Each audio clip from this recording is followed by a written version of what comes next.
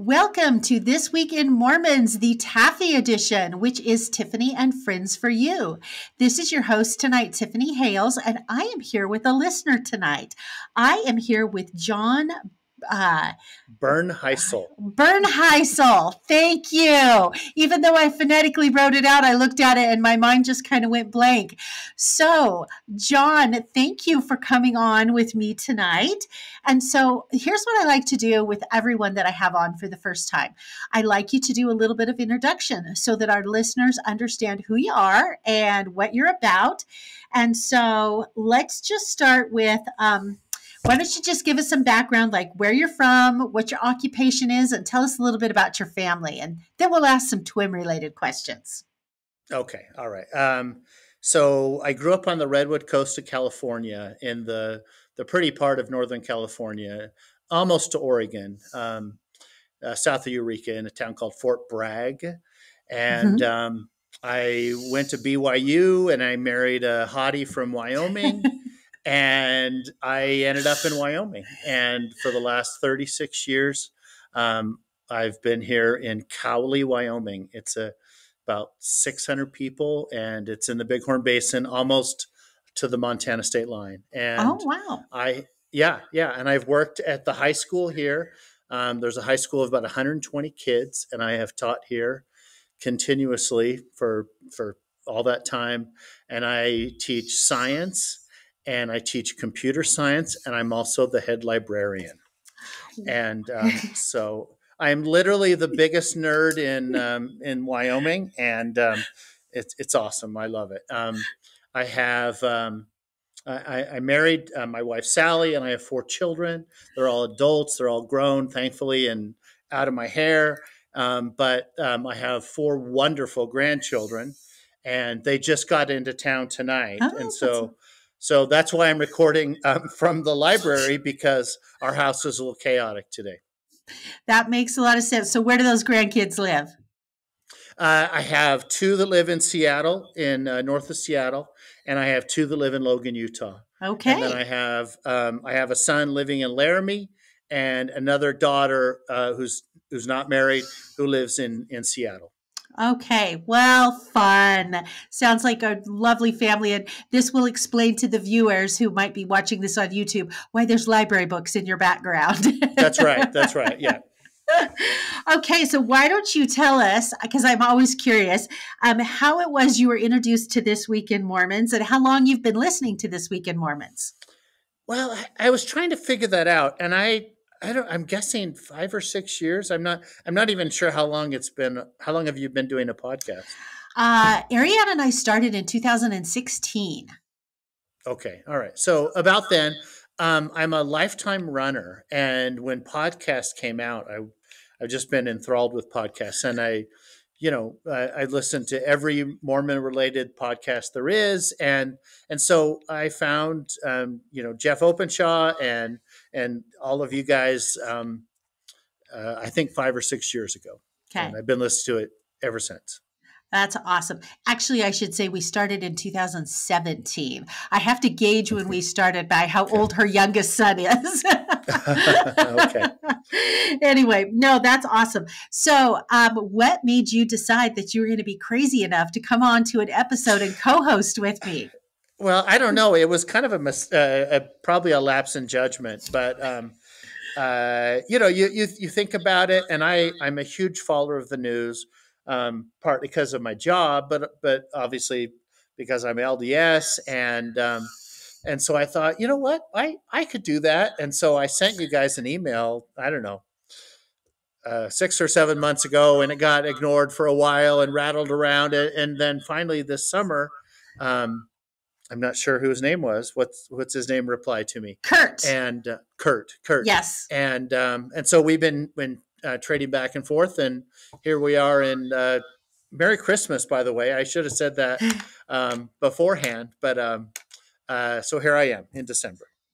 Why? Well, thank you very much, and I really appreciate it. And you know what? A lot of the my friends that I podcast with on Taffy are women, so I was kind of excited to have you Uh-oh. on tonight because Okay. I think it's always good to have a male perspective because the energy is just different when it's male female than when it's female female. So I am very grateful for you for agreeing to come on tonight with me. So thank you very All right. much. Well, I'm happy to do it. Thanks for asking.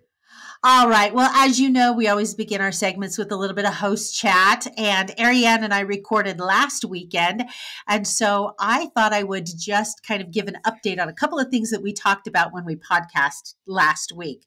So I talked about my tomato soup cupcakes. And you may recall I made Ariane try the tomato soup cupcakes, and I tried them with her. And we were less than impressed. And I made these tomato soup cupcakes for my Linger Longer. And so I thought, well, I better return and report on that. But in addition to taking the tomato soup cupcakes for Linger Longer, because they were red and it is Christmas time, I thought, well, I'm going to make another pan of green jello and I'm going to take green jello to Linger Longer because, well, red and green, it was kind of a theme I had going on. So I took my tomato soup cupcakes, I took my green jello. Oddly enough, all of the tomato soup cupcakes were consumed. Now, unless my ward members were listening to my show, they would not have known that these were tomato soup cupcakes. It was in the mass chaos. I only saw one person eating them and she ate it. It's not like she took a bite and was like, ugh, what is this? So I thought that was kind of funny. My green jello did not get all the way consumed. Only about 2/3 of my green jello got consumed. So I thought that was Did you kind of have interesting. carrot shavings in it, like my mom used to make with carrot shavings? In I the I did Did you have not. that? I followed. I could have put the carrot shavings in, but I followed the recipe in the Essential Mormon Cookbook, and the recipe in the Essential Mormon Cookbook does not call for carrots, and it calls for pineapple. So it has pineapple in it instead of the carrots. So anyway, but What I want to make a comment about because you and your sister talk so much about ward parties and stuff. I was trying to think of something intelligent I could say, and I grew up on old LDS potlucks. I love a good potluck where everybody brings the mac and cheese with cornflakes on top and the spaghetti and I learned as a child to dad would say, okay, you grab a little bit of everything. You have to eat everything you take, mhm. but you have to grab a little bit. So we take these tiny scoops of everything and we decide what was worth it. And then we go back and get lots of that. But our ward party this year, we had catered roast beef. And I Oh, thought, oh, that's just wrong. it's kind of What's cheating. wrong with a good potluck? Well, my husband does not do the potluck at all. If he knows it's potluck, he's very particular about whose food he trusts, and so, uh, and, I and understand. and quite honestly, so am I. So, and if I you listen understand. to last week's episode, you'll know that because I talked all about my control and food issues in quality related to the ward party. So, but you know what? I'm glad that there are potluck fans out there. So. Well, good, good. And this podcast will be vegan friendly, by the way. So That's right. There will be no pigs harmed tonight.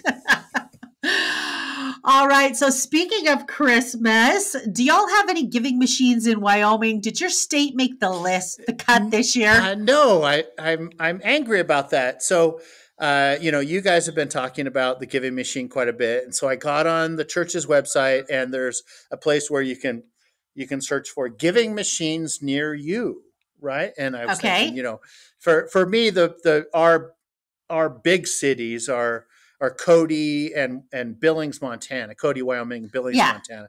Obviously, they don't have. So the nearest one geographically to me was Denver, Colorado, and it's 8 hours away.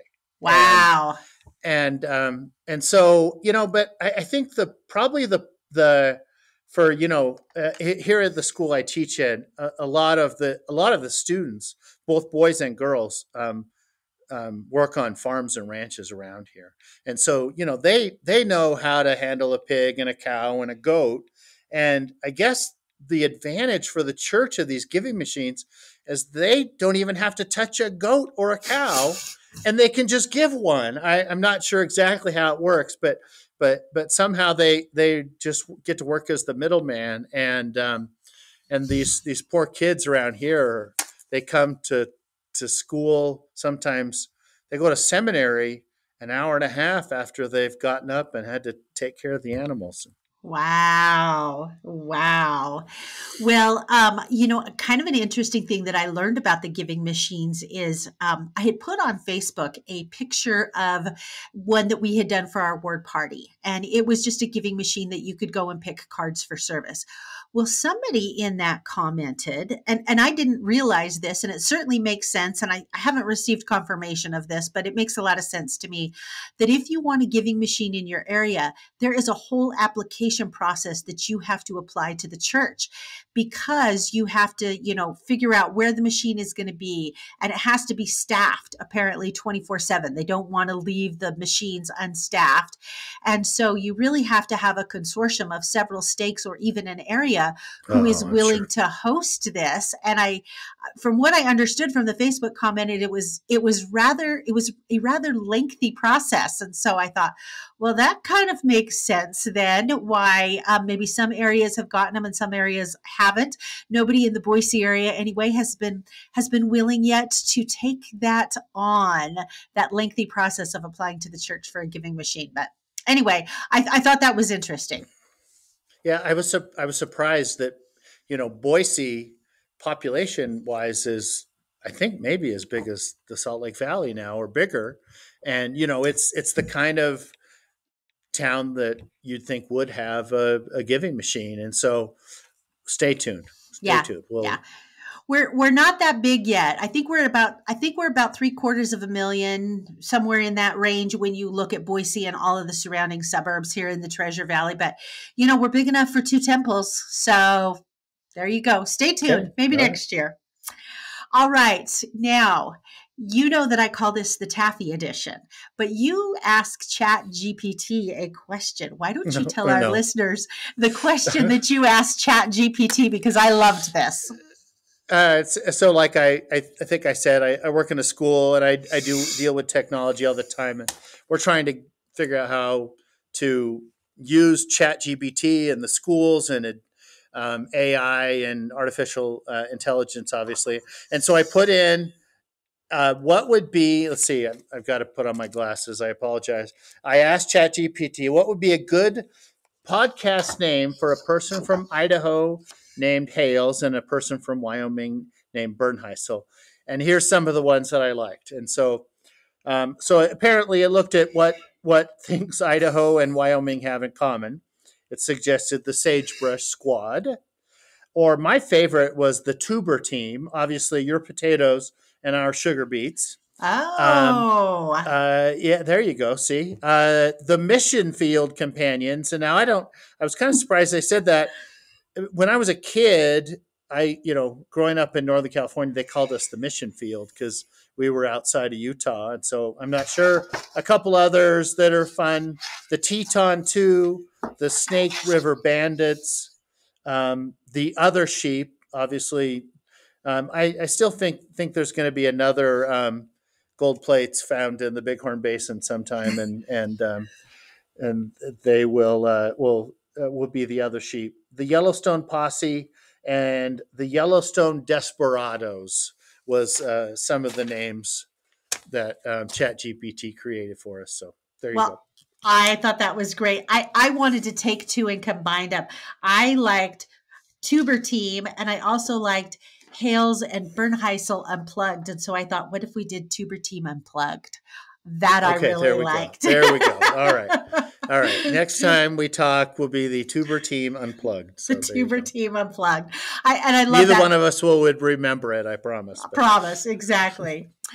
All right. Well, let's do some news stories since we are here for that. And because this is the week of Christmas and Christmas is in a couple of days, we're going to start out with some Christmas stories tonight because that seems appropriate.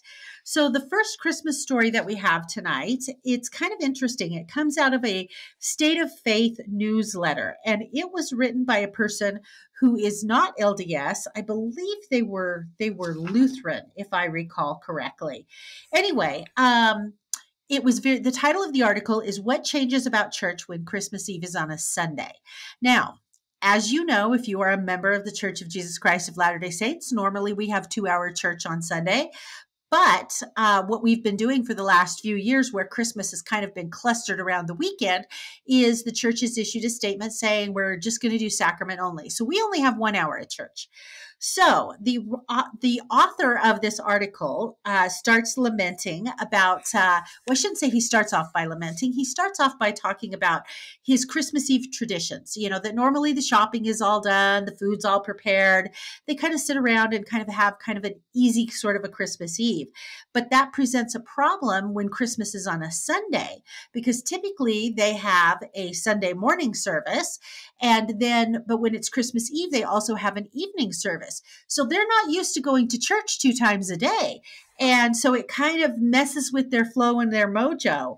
And he said that a lot of faith leaders are somewhat concerned that people given 2 choices, morning church or afternoon church, are only going to pick one rather than pick both. And he did say that he was talking to someone who is a member of the Church of Jesus Christ of Latter-day Saints, and he felt a little holy envy because we have actually less church when Christmas is close to a weekend versus more church. But I thought that was kind of really an interesting take, because it just never occurred to me that when Christmas Eve is on a Sunday, that you would go to church in the morning and go to church in the afternoon if you are of another faith. Tiffany, I grew up like I said, in Northern California, and almost all of my friends were Catholic. And in fact, I have an Eagle Scout from the Catholic troop in my hometown. And so I grew up going to midnight mass, and it was like, probably almost every year as a teenager, I went to midnight mass. And it's, I love to travel, and I love to learn new cultures and things. And obviously it's just an outstanding experience. And so a lot of my friends would sort of, teenage complaining, saying, oh, we had to go to church if it fell on a Sunday. We had to go to church that morning and then go again on midnight mass. And they would, just like the article says, they'd argue with their parents to get out of one of them. And yeah. But well, I think this is perfect. I love that Christmas Eve is on a Sunday. I'm okay with 1 hour church, but Christmas Eve is a little bit more spiritual in our house, and Christmas Day is a little more chaotic. And so I think this works out well this year.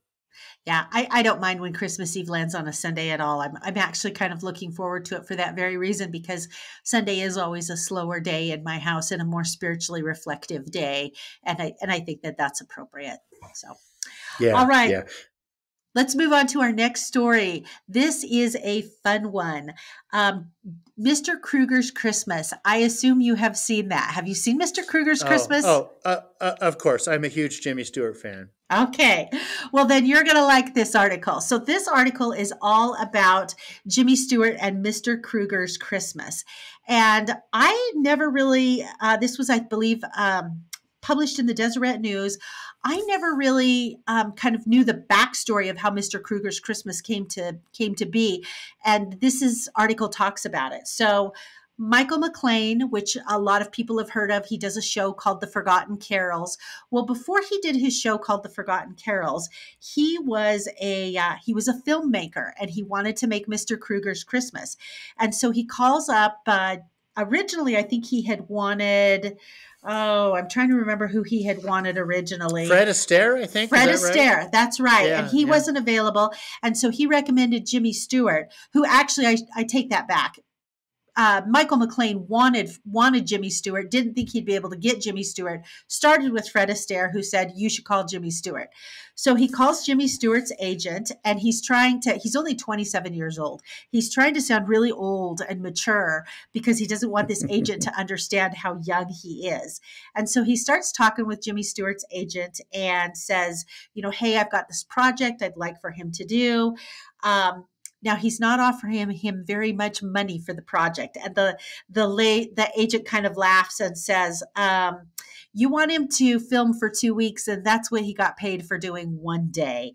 And but Yeah. the agent was willing to meet with Michael McLean, so Michael McLean goes to L.A. He tells the story to the agent, and after he has this conversation with the agent and explains, hey, this is the story that I want to make.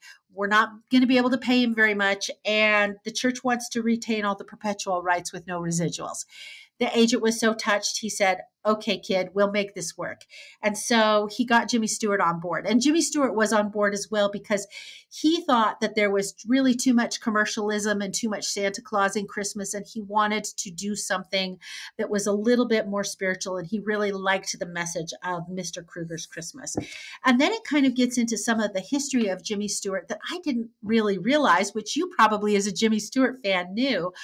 I had no idea that he had served in World War II and that he had seen lots of action in World War II and came home with some PTSD as a result of it. Yeah, he was really, oh, my. There go your lights. He really was the all-American boy. There we go. Sorry, my power just went out. Jimmy Stewart really was the all-American boy. He was the character he played in Mr. Smith Goes to Washington. Yeah. A war hero, and he went to war, or he didn't get drafted, but he was late in his late 30s or mid 30s when he was a pilot, and Yeah. a really impressive guy. Yeah. Yeah. And he went voluntarily. In fact, his father didn't want him to go, but his father knew that he couldn't stop him and gave him a letter and said, don't read this till after you're on the plane. And it was a very spiritual letter that his father had given him saying, "I'm turning your life and everything over to God," and having that trust and having that faith. But it's really interesting. One of the movies that I know him very well for, because it's one of my favorite Christmas movies, is It's a Wonderful Life. And you look at his Classic. character. Yeah. You look at his character, George Bailey, and just the desperation that George Bailey felt. And he drew on a lot of emotion that he had from the war in channeling that. And even people in Hollywood said he wasn't like this before he went to the war, and how it just made him a much better actor. And I really appreciated that.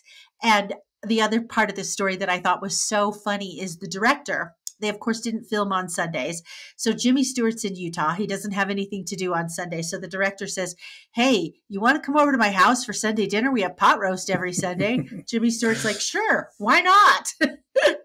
And so he calls his mom and he says, the director calls, I don't know if it was his mother or his wife. It was his parents. Yeah. So he calls his parents and says, "Hey, Jimmy Stewart's coming over for dinner." And his mom, being a huge Jimmy Stewart fan, just was so excited. And apparently he, not only did he stay for dinner, he lingered longer and told all sorts of stories and just enjoyed the family. And he felt such a connection that he ultimately donated all of his personal papers and his movie memorabilia to BYU. And so I loved this article. Tell me, what were your thoughts on this article when you read it? Well, and like I said, I've been a Jimmy Stewart fan all my life, but I love the story, and I can't remember Michael McLean's daughter. Was that the daughter? Was it his Yes. daughter that played the little girl?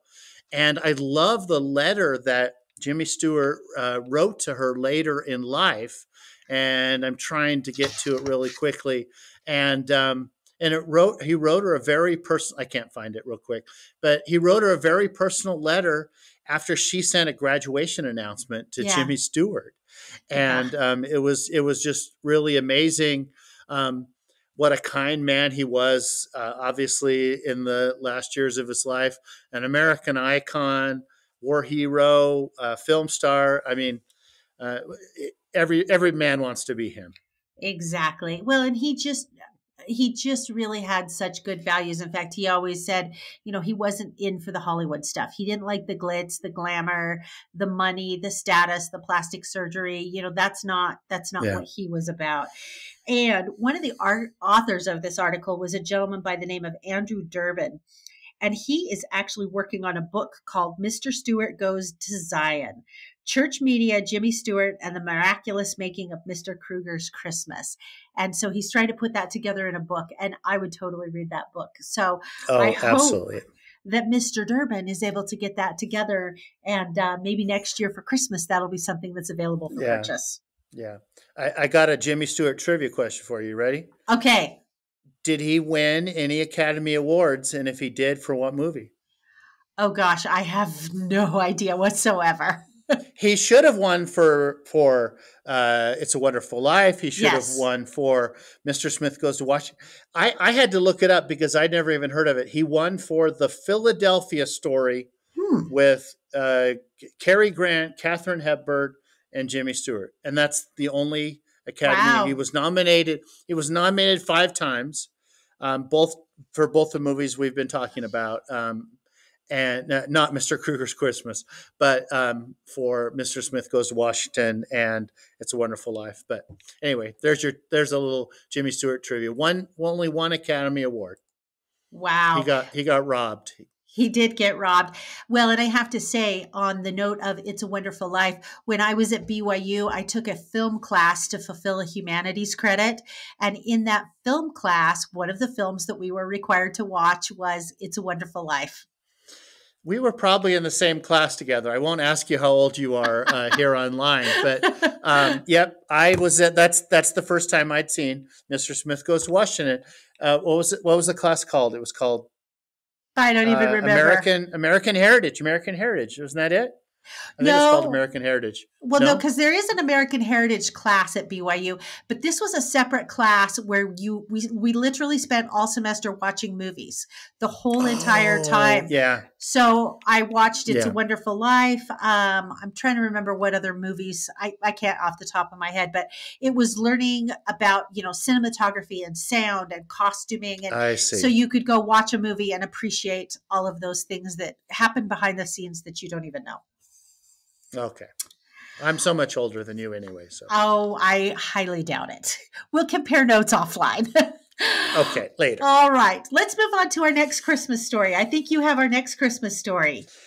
Well, so I wanted to find something that was obviously related to Christmas, and I ran into this article from by common consent, and I think you guys have talked about some of their articles before. And there's an article by Sam Brunson that is just phenomenal, and the title of his article is "Christmas: An Immigration Story," and so I've heard the Christmas story all my life. I've read Luke chapter 2 every year for my entire life, and all my kids and grandkids have acted out different embarrassing forms of the nativity play lots of times.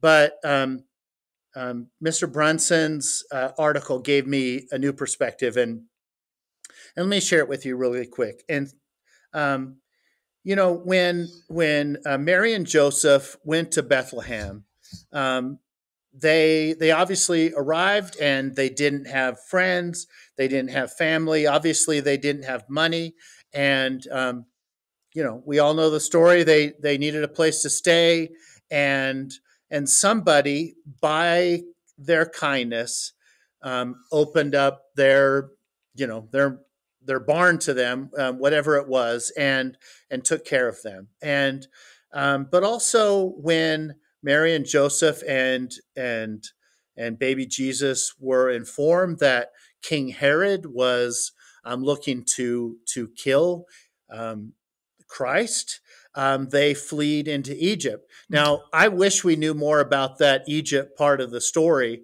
and but but what we do know is I can pretty safely assume that Mary and Joseph didn't speak Egyptian.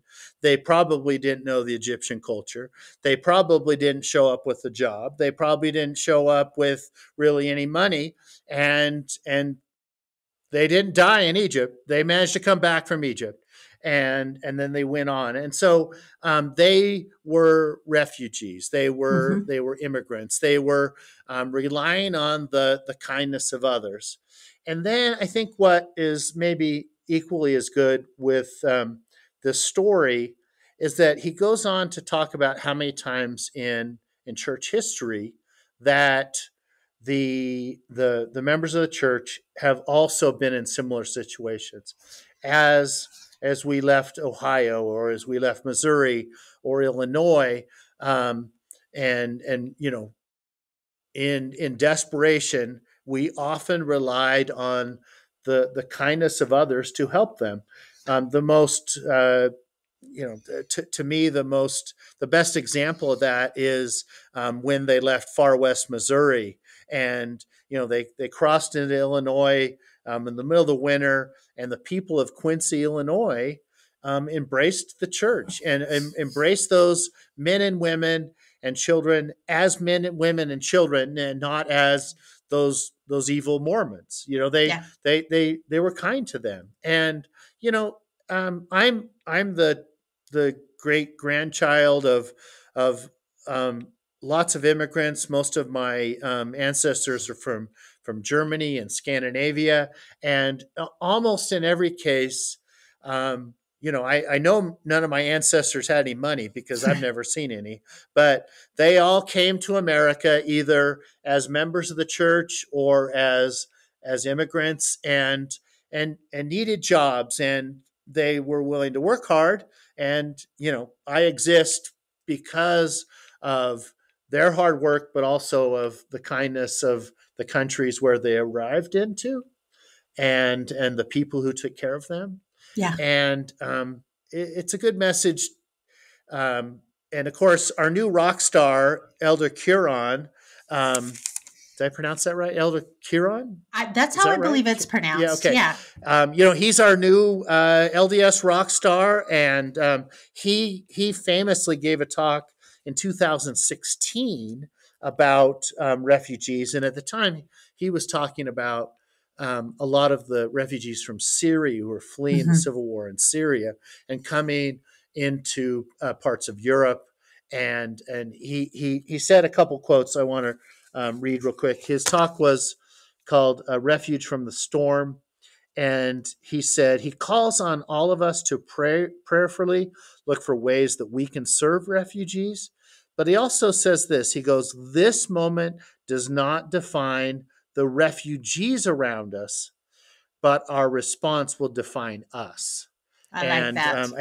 I think that was really amazing. So whether the people who are needy come from the town next to us, or come from Syria or Mexico or Denmark, or from Missouri, I guess, I think that eventually we'll have to answer to our Savior and say, this is what I did when someone came to me in need, Yeah. and Yeah.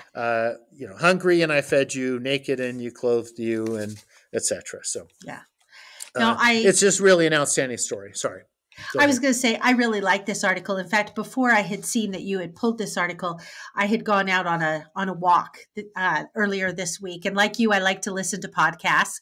And I happened to be listening to, I think it was This American Life.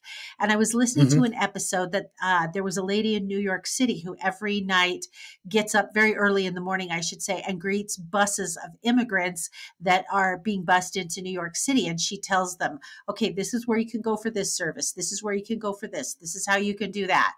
And as I'm listening to this podcast, the story of the Savior and his birth came immediately to my mind. And then you said this story because I thought the same thing. I thought, Christ was a refugee. No one probably understands how refugees feel well, he understands how everybody feels more than any of us. But his story is a story of being a refugee, of having to flee. And also, like you, I am multi-generational in the church and had ancestors that crossed the plains and Yeah. had to flee out of those towns. And so I think it's Yeah. just a good reminder to us, especially when you look at refugee situations in our own country and you look at refugee situations around the world. They're difficult situations. They're difficult to deal with on a humanitarian level. They're Yeah. difficult to deal with on a political level. And just to keep that perspective, especially the one that Elder Curon says, where just like what you said, our response will help define us. So Yeah, yeah. perfect. It's pretty easy for me to sit in my comfortable chair and watch Netflix all night and think, oh, these people, they just need to go back home. So Yeah. uh, that's all I'll say. But I appreciate the opportunity to. When I was telling my wife about this article, I got all emotional, and so I was worried that my LDS heritage would come out and I would start to get emotional. But I made it through. So. Good. All right. Well, you have our next one. We have some MTC news updates. Well, this is a fun story for me. I was one of those missionaries that loved the MTC. In fact, anniversary alert, 40 years ago today, I was in the MTC. And Wow. I don't keep my age a secret. I'm 59, so no secret there. But I was in the MTC, and I spent Thanksgiving, Christmas, and New Year's of 83, 84 in the MTC. And it was such a safe place for me. I went to Brazil. I was learning Portuguese, and it was just this great situation. And I've seen missionaries in my town, and obviously the students I've taught have left on missions. And I saw the whole Zoom MTC during the COVID times, and it would have just been a nightmare for me. I see these poor kids. Most of them have to do 1 week of home MTC right now. Are you guys doing the same thing of 1 Yeah, week I think home that's MTC? church wide. Yeah, and that would be hard. And so I had been worried that the church has closed several. Let's see, I got the stats here. Since 2019, there have been 5 MTCs that have closed in Madrid, Johannesburg, South Africa, Buenos Aires, Guatemala City, and Bogota. And so I was worried that was going to be the trend, and maybe we're going to go to this pure home MTC. So I was celebrating that Thailand just announced, or the church announced that Thailand will now have an MTC. It's it'll be the only one in Asia. Sorry, there's my lights again. Standing up. I apologize. Gotta love automatic lights. Anyway, so it'll be the. They just in Bangkok, Thailand. They just dedicated a temple just a couple months ago in October, and it's part of that same complex. Yeah. And so there's an MTC and several meeting houses and a temple, and it's a beautiful. I pulled up the picture. It's a beautiful area, and they will teach several Asian languages there. And surprisingly to me, they're also going to teach Russian in the Bangkok. And so I don't know how many missionaries we're sending to Russia right now. Hopefully not any of my kids are heading to Russia right now. But so this temple is really exciting to me. This new MTC is I'm glad they're doing it, and Thailand is deserving of it. Exactly. All right, we're going to move on to a kind of a fun / sad story. So, Provo Temple, also kind of known as a space age temple. Now, its a sister temple, as you know, was the Ogden Temple. They were both built and dedicated around the same time, and both had very similar architectural features. So several years ago, the Ogden Temple got its big makeover. And then President Nelson announced, I believe in 2021, that the Provo Temple was going to get a big makeover. And they released design drawings, and it is getting a makeover similar to what happened to Ogden. Ogden is not recognizable as a spaceship temple anymore. And I have to say, when I saw the designs, I was saddened. And here's why I was saddened. I'm a huge fan of mid-century modern. And let me tell you, the Provo Temple and the Ogden Temple before it got changed just screams mid-century modern. And so I love that design. A lot of people, when mid-century modern was not as in vogue anymore, would look at the Provo Temple and just go, oh, that's so ugly. In fact, I lived in Provo for a brief period of time, and it was right after I was done at BYU. It was right after Mount Timpanogos Temple had been dedicated. It had been there for a couple of years. And we went to I don't know why I think we did a Relief Society thing with the gardener at the Provo Temple, and he was going around showing us all the plants. And they were just saying no brides were getting married there. They were all getting married in Timpanogos because they thought the picture taking venue at the Provo Temple was so ugly. And I was just so saddened. Well, there has been a group that is trying to save the architecture of the Provo Temple, and they have written hundreds of letters.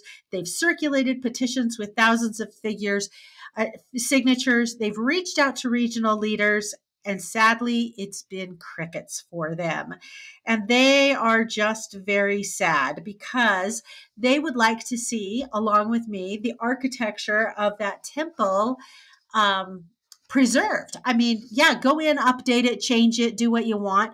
I think the St. George Temple is a prime example of that. They added this huge addition onto the St. George Temple, but yet it still has retained its very characteristic pioneer look.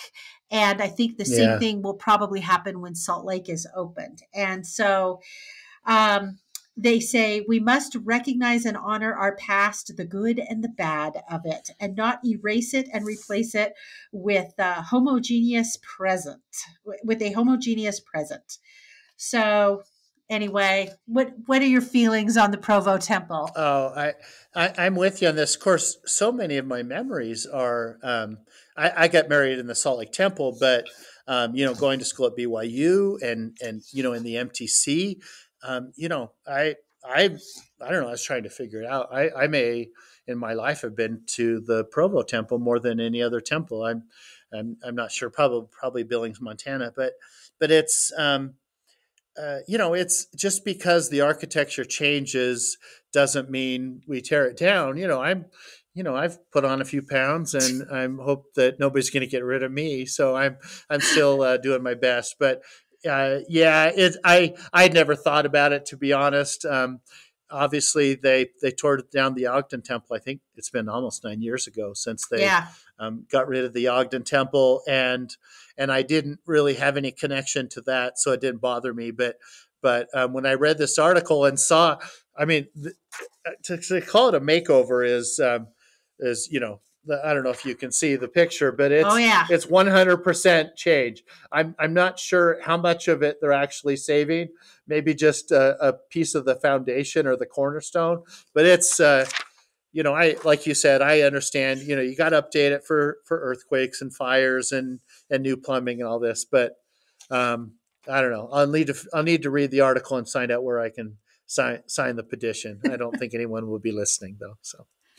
Sadly, no, but I'm glad that you and I are not alone in our feelings of that architecture really doesn't bug us. We'd like to see it saved and like to see something unique. So yeah, well, and I guess it sounds like you and I are pretty close in the same age, and so I mean, are we going to get rid of avocado colored dishwashers now or anything too? It's like we got to keep something. So exactly, I'm on Team Provo Temple. All right. Okay, let's move on to our next story about the leader of the world's largest Islamic organization came to Utah. Okay, so All right. So I'm gonna begin by apologizing for my lack of um, pronunciation of Indonesian, but I'll just do my best. So um, Yaha Stakif, we'll call him Brother Stakif.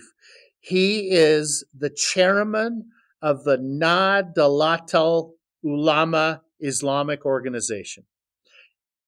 I honestly had never heard about it. I know a little bit about Islam um, and some of a lot of the history, but I didn't know about this organization, and now I understand why the church has is working with him and his organization, and so he represents 100 million Muslims, mostly in Indonesia, and I think this is the significant part.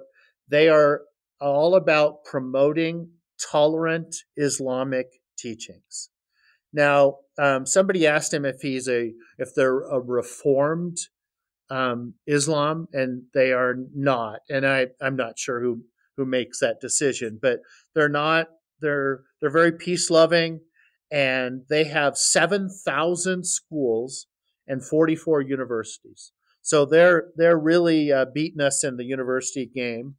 And but the church, the LDS Church, and this organization team up on multiple humanitarian Mm-hmm. projects, and throughout Indonesia and throughout Asia, for feeding refugees. For they've done several things with wheelchairs and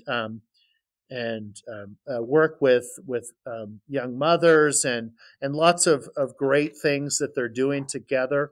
And so this man, um, Mr. Stakif, he came to Salt Lake City. He met with, I mean, he I found that he met with at least 5 members of the Quorum of the 12 at some point or Yeah. another, mostly with Elder Oaks. He got a tour of the church office building. He saw parts of the Salt Lake Temple. He got to see the Orem. Is it the Orem Temple? Yeah, he Yes. went to see the Orem Temple, and so he got treated like a rock star. And it sounds like we've got really good relationships between our two faiths.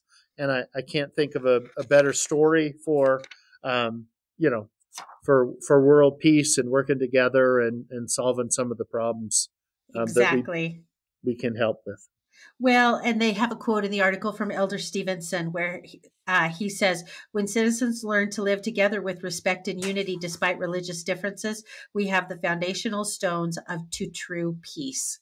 And Yeah. I think this is just an excellent, excellent example of Yeah, that. great story. Sounds like a good guy. Yep. Okay, we're going to move on to some quick takes. So these are some news stories that we're not going to go into as much depth with, but they need to be addressed because they came out this week. The first one is a kind of a Tim Ballard follow up. For those who recall the Tim Ballard story, there was a psychic he was using who claims that she was speaking to the prophet Nephi on behalf of Tim Ballard. Well, she went on a podcast this week called The Last Dispensation, which typically explores fringe beliefs among members of the Church of Jesus Christ of Latter-day Saints. I've never ever heard of this podcast, so clearly I've never Neither even have learned I. it or listened to it. Anyway, she gets on the podcast and she adamantly denies that she had psychic readings with the prophet Nephi. Also, there were in the investigation, it came out that there were 10,000 pages of psychic readings that were done. She denies that those that those 10,000 pages exist. She does admit she spent 10 years working with Tim Ballard. But she also suggested in the podcast that the women's allegations in the current lawsuits against Tim Ballard were fabricated. She also indicated that she still doesn't believe that the statement that came out from the church discussing Elder Ballard's relationship with Tim Ballard, she still doesn't believe that came out from the church. So Anyway, yeah, that's her. Yeah, yeah. She doesn't need some of her psychic abilities to. Well, apparently she has no psychic abilities, Yes. or she would have known the answer to some of those questions. Keep going. Yes. All right, the next one. Staying on our same line with Tim Ballard, we have Attorney General Sean Reyes for the state of Utah announces he will not run for re-election, and he believes the women who have accused Tim Ballard. He was a very strong Tim Ballard supporter. He went on several missions with Tim Ballard. Rather than do a press conference to announce that he wasn't going to run, he does a video that he releases to the Deseret News and doesn't take any questions. He does say that he had met with the women, had met with their attorneys over the course of several days, does believe him.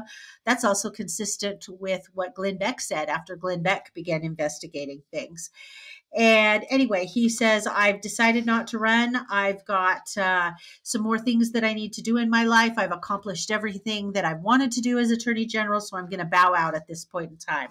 So it will be interesting to see who comes out of the woodwork. Undoubtedly, it will probably be a member of the church who comes out of the woodwork to run for Attorney General in the state of Utah. Romney. Except he's not a lawyer. That is kind of one qualification. You got to be a lawyer to be the Attorney General. Hey, maybe Mike Lee could go be the Attorney General. He's a lawyer. Okay. All right. Moving on to the next episode. Yeah. I think we're all a little overwhelmed or a little on Tim Ballard overload. Yeah. Yeah. I agreed. It's his influence travels far, apparently. So yes. Okay, so you have the next one about the box office numbers for The Oath.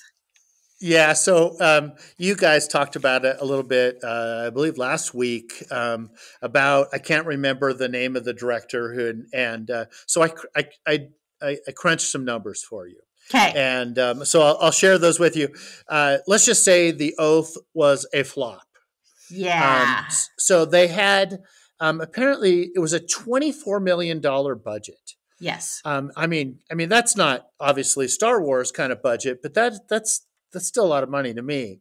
And they had a $24 million budget. And right now, as of last night, they had only taken in $430,000 at the box office. So what that means is that if you had been an investor and if you had invested $1,000 in this movie, you would have gotten $18 back from your $1,000. Not $18,000 profit, but you would have had a loss of $982 per $1,000 on your investment. Another little math fun I had was that so it initially opened in 640 theaters, but right now it only has 167 theaters that it's still showing. And I actually looked it up, and the closest theater to me that I could see it at, according to what I saw, was still in Ogden, Utah. And that's it. So, and some big theater in Ogden last week had it like 30 different showings, the first week. Right now, they only have one showing this weekend, and it's tomorrow at 11:30 in the morning. Yeah. So if you want to go see The Oath and you're in Ogden tomorrow, this will come out after that, but you can go see it. But total flop. I don't know. It's you don't make an LDS themed movie, badmouth the church, and then somehow think you're going to make any money off it. I guess it's kind of true. But I appreciate you crunching those numbers and the follow-up on that from last week. Yeah. So I think I'll probably I want to see it sometime just because I've read so much about it that I feel curiosity. Like I kind of ought to see it. So when it comes out on Netflix, I'll sit and watch it in my basement. There you go. If it's lucky enough to make it to Netflix, it may be in the $5 value bin at Deseret Book. Yeah, I don't know if they still do that anymore. Yeah. But yes, I agree. All right. So our last quick take is a follow-up to another story that Ariane and I have covered before. There is a naval officer named Ridge Alcanas, and he had been imprisoned in Japan for 507 days. You may recall he had gone with his family up to see Mount Fuji. As he was driving back down from Mount Fuji, he lost consciousness and he ended up in a car crash that resulted in the death of an 85-year-old Japanese woman and her 54-year-old son-in-law. Uh, he believes he lost consciousness due to altitude sickness. The Japanese people believed he had fallen asleep. And there wasn't any medical treatment, or they hadn't done any medical investigation. At least the Japanese people hadn't. The Navy had. The Navy believed that he had actually suffered from altitude sickness. And anyway, so they ended up doing a prisoner swap. So he's now back in U.S. custody. He's not been released yet because the military is assessing, are we going to release him? Are we going to finish out this sentence? What are we going to do? But the family is having hope that he hopefully will be released. This was only about he only had to serve about half of his sentence, because I'm trying to remember, he was sentenced to, I think, 4 or 5 years, a significant period of time. So he only had to serve about half of his sentence before we were able to execute a prisoner swap. And he is a member of the Church of Jesus Christ of Latter-day Saints. That's why we're talking about him. So, yeah, I'm glad he's home. Hopefully this is, I think I'd rather be in a jail in the United States than in Japan, I guess. But if the U.S. military said that he was not guilty, then I'll side with them. Yeah. All right. Should we move on to some Mormons behaving badly? Oh, yes. There's got to be some. Oh, yes. Yes, there are. I've got 2 updates and kind of a new one that we haven't really talked about. I'm going to begin with the new one that we haven't really talked about. Utah billionaire Trevor Milton is sentenced to 4 years in prison for defrauding investors. So Trevor Milton was the CEO of Nikola Motors. Now, Nikola Motors wanted to give Tesla, per se, a run for its money. They were going to develop trucks that ran on alternative fuel sources, theoretically battery powered. And they wanted to build themselves up to be like Tesla and give Tesla a run for its money. So he was on the airwaves and everywhere making all sorts of statements about what his trucks could and couldn't do. The SEC got involved and determined that he was making all sorts of fraudulent statements. They charged him with a bunch of fraud. He went to trial in October of 2022. He was convicted at trial, but he was not sentenced until just this last week. So at his sentencing, the prosecution was asking for 11 years in prison. The judge only gave him 4 years in prison, but he actually ended up walking out of the courtroom because he is appealing this conviction. And so the judge said, you can remain free on bond while you are appealing this conviction. One of the things that really upset the U.S. attorneys is they felt like he was not remorseful. In fact, when he spoke in court, he was rambling at times. He insisted he did nothing wrong. He stated he was part Cherokee and that his family was victimized by ethnic cleansing, and that his dying mother described heaven to him, and that his good deeds would be broadcast to the world. His lawyer said that their client wanted to be loved and praised like Elon Musk, and that nobody was actually damaged in this. Now, the value of this Nikola company has dramatically, at one point in time, it was $1 billion company. Now I think it's worth about $400 million. And so the value 13 billion. It was 13 billion. Wow. Yeah. So anyway, he has a checkered past. Let's put it that way. There are several women who have made sexual assault allegations against him. He claims he dropped out of college. However, in reality, he was expelled for paying others to complete his work. So should we be surprised? Probably not. Yeah. I remember hearing about this story. From the technical side, and they were going to make these big self-driving semi trucks that would cross the country and just do their own driving and deliver all our goods, and pretty soon it would reduce the prices of everything. And he definitely sold his company because he got $13 billion in investors. Yeah. And just like the people invested in the Oath movie, I don't think they're Not a very good happy today. return. So Yeah. nope, nope. All right, we have a Ruby Frankie update just this week. Mm. The former YouTuber Ruby Frankie pled guilty to 4 counts of child abuse. She was originally charged with 6. The prosecution agreed to drop 2 if she pled to 4. She, of course, threw her partner, Jody Hildebrand, under the bus. And she said the reason for this child abuse is she found herself on a challenging path under Ms. Hildebrand's influence, and that Ms. Hildebrand took advantage of Ruby Frankie and twisted this and isolated Ruby from her extended family and from her husband. It's a horrible story. It is a It's horrible story. And I certainly understand people that fall under the influence of other people, but these are your children. And how can you be so far gone when you look at the abuse that these kids suffered? And she had kind of some questionable parenting before she even got hooked up with Jody Hildebrand. So will be interesting to see how the judge sentences her. Her sentence will happen sometime in January. So in January, I will probably have an update on what that situation is. And of course, her husband, Kevin, filed for divorce in the last couple of weeks. So that situation is still unraveling. Yeah, I read some of her confession. What she, what's the word, lawyer? What she agreed to confess to, and yes, it just made me sick. It's just a horrible case of child abuse. Yeah, for a mother to do. It's just awful. So exactly. All right, one last one. I'm going to do a quick Ammon Bundy update because he released a new video this week. This week, he was bemoaning the fact that St. Luke's came in and cleaned out his wife's bank account and cleaned out his son's bank account. And tell me, what is St. Luke's? I don't know what St. Luke's is. St. Luke's is a hospital here in Boise, and St. Luke's sued him for defamation.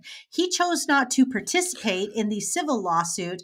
They got a $52 million judgment against him and People's Rights Network and several other entities, and so now they are collecting on their judgment. And he was bemoaning the fact that these bank accounts were cleaned out just before Christmas, and this was his son's bank account. And I will tell you what I know about this. What he's not telling you is that his name would have had to have been on his wife's bank account. It may be her account, but if his name's on it, the money is gone. The same thing with his son's bank account. They would not have been able to come in and take the money out of his son's bank account if Ammon's name wasn't on the account. And that's what he's not telling you all. So anyway, that's my Ammon Bundy update for the week. So it wouldn't be a day without an Ammon Bundy update. Oh, it's not an episode with Tiffany without an Ammon Bundy update. That's right. That's exactly right. All right. Let's move on to favorite things. John, did you bring a favorite thing to share with our listeners? I did. I really struggled with this because I don't know how to make tomato soup cupcakes, and I really don't like tomato soup. So today I have brought the Snickers trees. Oh. Now, I am a huge fan of Snicker bars, and my whole life I have eaten Snicker bars.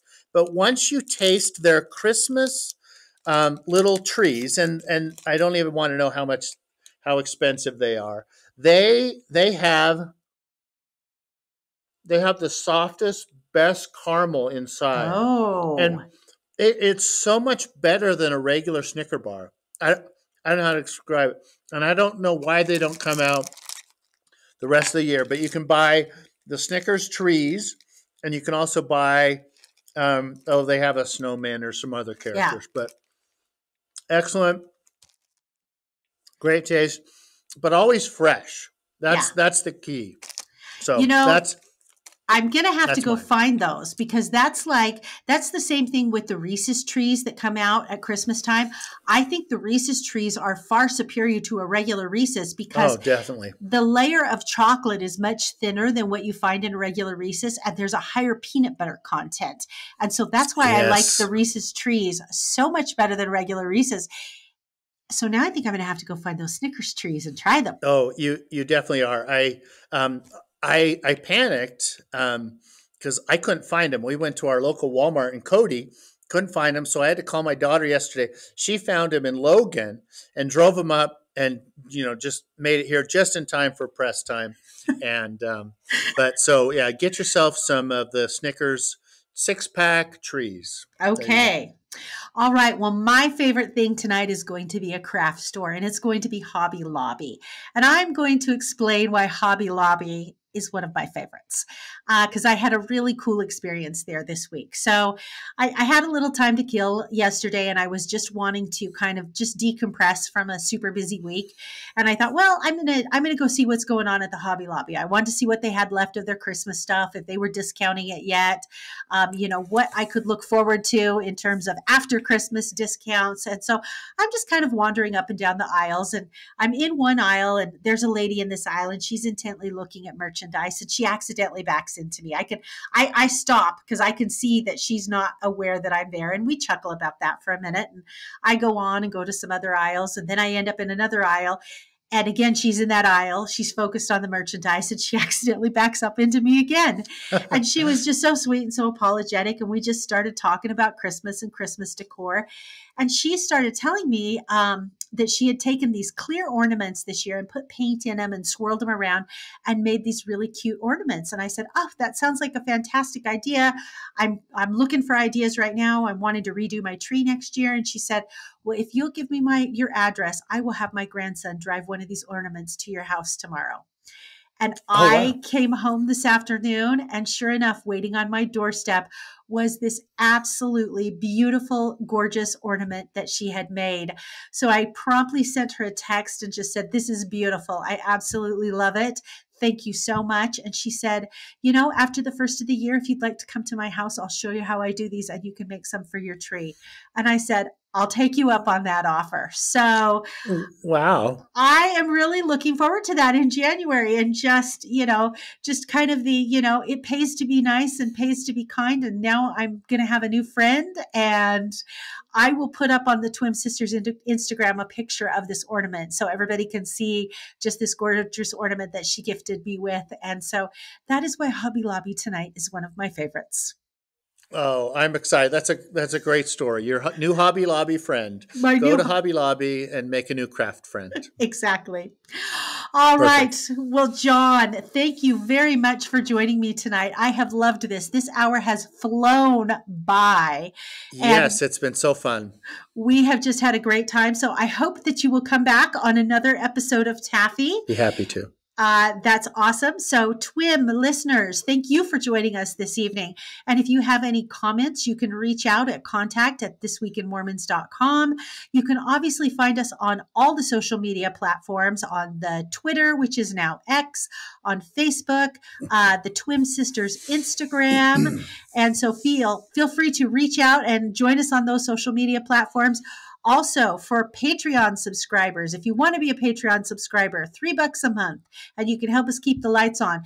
John's going to stay on the line with me tonight because we're going to do a Patreon segment when we're done here. So I'm kind of excited about that. So again, thank you very much, and we wish you a Merry Christmas. Merry Christmas. Thank you.